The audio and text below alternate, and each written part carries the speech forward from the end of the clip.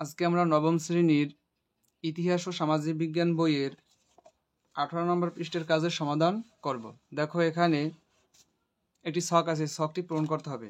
অনুশীলনী কাজ 4, আরব বেদুইনদের আচরণিক বৈশিষ্ট্য নির্ণয়। তো এই কাজটি আমরা কিভাবে সমাধান করব চলো আমরা দেখে নিই।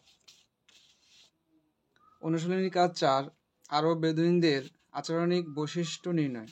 1 নম্বর আমরা লিখতে পারি আরব বেদুইনদের প্রধান খাদ্য হলো খেজুর।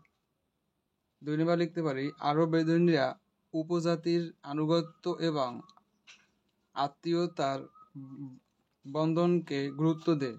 3 নম্বর লিখতে পারি তাদের নির্দিষ্ট আবাসস্থল না থাকায় তারা মরুভূমির বিভিন্ন স্থানে ঘুরে বেড়ায়।